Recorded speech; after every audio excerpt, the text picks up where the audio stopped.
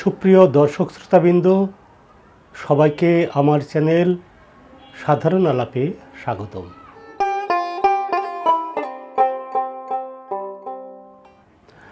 আশা করি আপনারা সবাই ভালো আছেন। আজ আমি আপনাদের জন্য নিয়ে এসেছি গতকাল লেখা একটি কবিতার নাম মানুষ তুমি কবে মানুষ হবে। তো কবিতাটি বলার আগে আমার জীবনের দুটি দুর্লভ ঘটনা বলবো। আশা করি আপনারা বিরক্ত না হয়ে এই দুটি অভিজ্ঞতা শুনবেন। আজকের ভিডিওটাই কিঞ্চিত বড় হবে, আশা করি সম্পূর্ণ ভিডিওটি দেখবেন। ছিনতাইয়ের অভিজ্ঞতা আমার জীবনে দুইবার হয়েছে।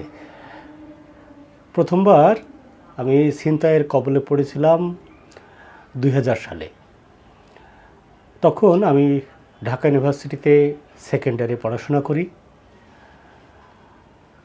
মহাখালী DOHS আমি একটা টিউশনি করতাম সেই সময়।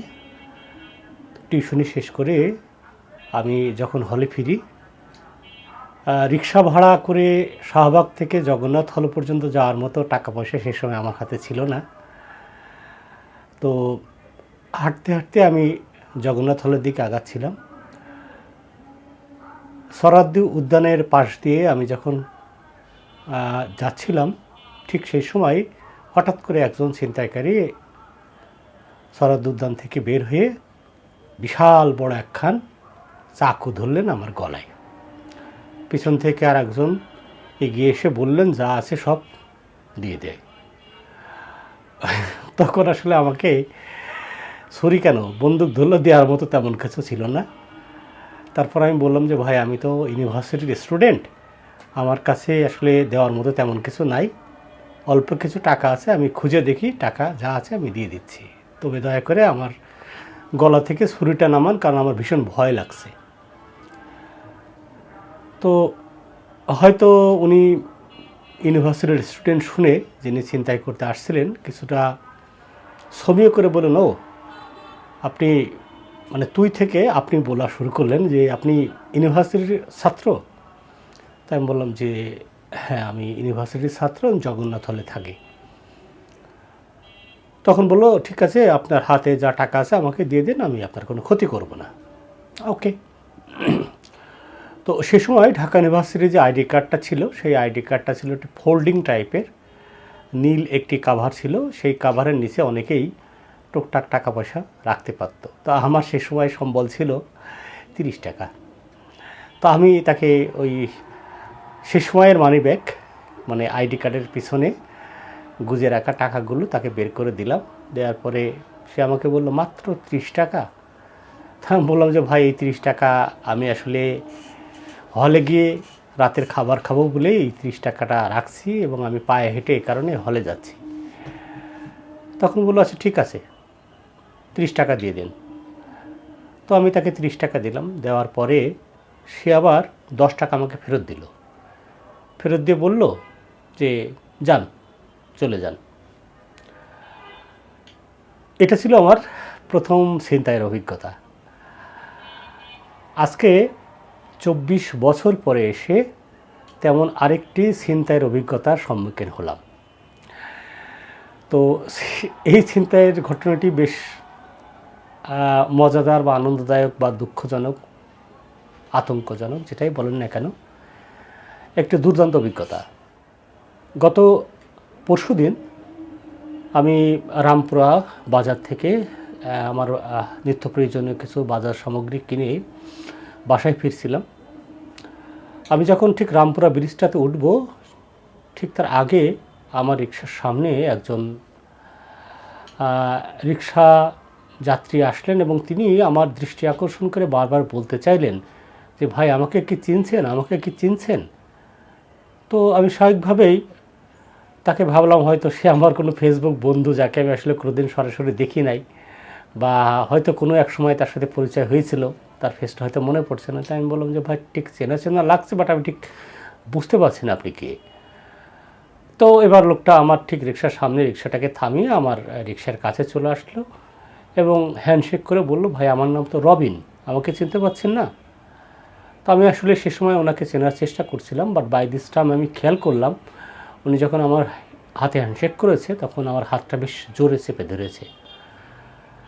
আমি বুঝলাম যে আমি বেশ একটা ঝামেলায় পড়ে গিয়েছি। আমার রিকশাওয়ালা যে আমাকে নিয়ে আসছিল সে দেখলাম একেবারে নির্বিকার রিকশার হ্যান্ডেল ধরে দাঁড়ায় আছে, এবং এই লোকটা তার বাম হাত দিয়ে তার কোমরের উপরে যে গেঞ্জিটা ছিল সে গেঞ্জিটা উঁচু করে বলল যে, দেখতে পাচ্ছেন এটা কি? তো ওই জায়গাটা, যে জায়গায় আমি ঠিক রামপুরা ব্রিজে উঠব, হাতির ঝিলের যে একটা ঢাল মতো আছে, ওই জায়গাটা বেশ একটু অন্ধকার টাইপের, আশেপাশে প্রচুর লোক এবং নিষ্ক্রিয় ট্রাফিক পুলিশও দেখলাম কিছুটা দূরে।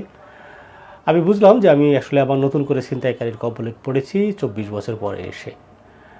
তো আমি তাকে বললাম যে, ভাই আমি দেখেছি আপনার হাতে পিস্তল আছে, তবে আপনি আমাকে গুলি করবেন না, আপনার কি দরকার আমাকে বলুন, আমি দিয়ে দিচ্ছি। আমার হাতে আমার মোবাইল ফোনটা ছিল, আমার হাতে বাজারের ব্যাগটা ছিল। তো উনি বললেন যে, আপনার কাছে যা টাকা পয়সা আছে সেগুলো দিয়ে দিন। তো আমি আমার মানি ব্যাগ থেকে বের করে, মানি ব্যাগে প্রায় 4-5 হাজার টাকা ছিল, আমি যা ছিল মোটামুটি সব কিছুই দিয়ে দিলাম, এবং ইভেন রিক্সা ভাড়া দেওয়ার মতো টাকাও আমি আর আমার কাছে রাখলাম না, পুরো টাকাটাই দিয়ে দিলাম। তখন আমাকে ছিনতাইকারী জিজ্ঞেস করলো যে, ডান পকেটে কী আছে? তাই বললাম, ভাই ডান পকেটে কিছুই নাই, ডান পকেটে রুমাল। তো সেটাও বের করে দেখালাম, দেখানোর পরে উনি বললো যে, মানি ব্যাগ দে। তো আমি মানি ব্যাগটা তাকে দিলাম। ইতিমধ্যে সামনে যে লোকটা সে বলছে, যা বলছে তাড়াতাড়ি শোন, না হলে কিন্তু তোকে গুলি করে দেব। আমি দেখলাম সেই ছেলেটার হাতে ঠিক পিস্তল বা বন্দুক ধরনের কিছু নাই, বাট তার কাছে মনে হলো একটা ধারালো কোনো অস্ত্র আছে। তো আমি তাকে বারবার অনুরোধ করলাম যে, ভাই আমাকে প্লিজ হিট করবেন না, আমার কাছে যা আছে সবই আমি আপনাকে দিয়ে দিয়েছি, আমার কাছে আর তেমন দেওয়ার মতো কিছু নাই। তখন ছেলেটি আমাকে বলল, মানি ব্যাগটা দে। তো সে মানি ব্যাগটা আমার কাছ থেকে একরকম জোর করে কেড়ে নিল। নেওয়ার পরে বেশ কিছুক্ষণ ধরে রাখলো, ধরে রাখার পরে আমাকে যখন বললো যা চলে যা, তখন আমি বললাম, ভাই কিছু মনে করবেন না, আমার মানি ব্যাগটা আমাকে ফেরত দিন, কারণ ওটার ভিতরে আমার আইডি কার্ড রয়ে গেছে, আর মানি ব্যাগের ভিতরে কোনো টাকা নাই, আলটিমেটলি আপনি মানি ব্যাগটা ফেলেই দিবেন। আমার দিকে কিছুক্ষণ তাকালো, হয়তো ভাবলো আমি জীবনে ছিনতাইকারীর কবলে পড়ি নাই, বাট আমি খুবই যে ভীত সন্ত্রস্ত উনি ঠিক বুঝতে পারলেন। আমাকে মানি ব্যাগটা ফেরত দিয়ে বলল, যা শালা চলে যা। আমি এই 24 সালের শালা হয়ে বাজারের ব্যাগটা নিয়ে আস্তে ধীরে বাসায় চলে আসলাম। এখন রিকশাওয়ালাকে কি ভাড়া দিব? রিকশাওয়ালাকে দেওয়ার জন্য দেখলাম আমার মানি ব্যাগে খুচরা 6 টাকা পড়ে আছে। আমি 6 টাকার কয়েন তাকে দিয়ে বললাম, ভাই আপনি একটু দাঁড়ান, আমি এটিএম বুথ থেকে টাকা তুলে আমি আপনাকে দিচ্ছি। এটিএম বুথ থেকে টাকা তুলে 500 টাকার নোট ভাঙালাম কমলা লেবু কিনে, তারপরে রিকশাওয়ালাকে ভাড়া চুকে দিয়ে বাসায় এলাম। বিশ্বাস করুন, 2000 সালের ছিনতাই আমাকে এত ভয় দেখায় নেই, বাট 2024 সালের ছিনতাই আমাকে সন্ধ্যার পরে গৃহবন্দী করে ফেলেছে। আমি শুধুমাত্র আমার বাসার পাশে এবং সেটি থানার পাশে বলেই আমি ওই চায়ের দোকানটাতে 1 কাপ চা খেতে যাই প্রতিদিন সন্ধ্যাবেলা, এর বাইরে আর কোথাও যায় না। এই দুটি ছিনতাইয়ের ঘটনা বললাম বাংলাদেশের বর্তমান পরিস্থিতি বোঝার জন্য। আশা করি আমার মতো এমন বিচিত্র অভিজ্ঞতা আপনাদের কারো জীবনে ঘটবে না।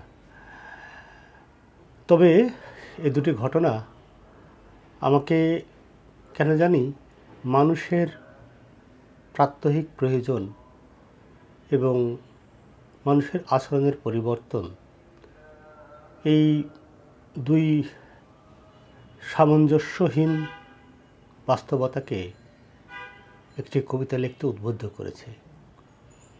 কবিতার নাম, মানুষ তুমি কবে মানুষ হবে? ও মানুষ, মানুষ হবে কবে? কোন আচরণ দেখে তোমার মানুষ ভাবিবে? মানুষ কবে মানুষ হবে? এনে বিভেদ, ঘটাও ছেদ, আর আনো হিংসা, ধর্ম তখন উপলক্ষ করে রঙ্গ তামাশা। বঙ্গভূমে এ কি ভ্রমে কি শান্তি জন্মাবে। মানুষ তুমি কবে মানুষ হবে। ছিলে তুমি যেমন আমি, এক সে সাধারণ, কি ব্যবধান কাড়ে এ প্রাণ, ঘটিয়ে আক্রমণ। ধর ধর ধর ছেড়ে হুঙ্কার, দেশে কি ফলাবে। মানুষ তুমি কবে মানুষ হবে। হলে মানুষ ফিরত হুঁশ, হলে মানুষ ফিরত হুঁশ, চিনতে প্রাণের মায়া, না থাকলে এ ধরায় কে রাখে তোমার গোনায়। তোমার রক্তে বিজয় আঁকতে এ ফাঁদে কি পড়বে। মানুষ তুমি কবে মানুষ হবে। সবাইকে অসংখ্য অসংখ্য ধন্যবাদ জানাচ্ছি আজকের এই দীর্ঘ অনুষ্ঠানটি দেখার জন্য। সবাই ভালো থাকবেন।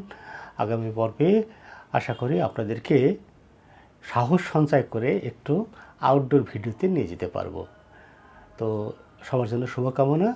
অসংখ্য অসংখ্য ধন্যবাদ।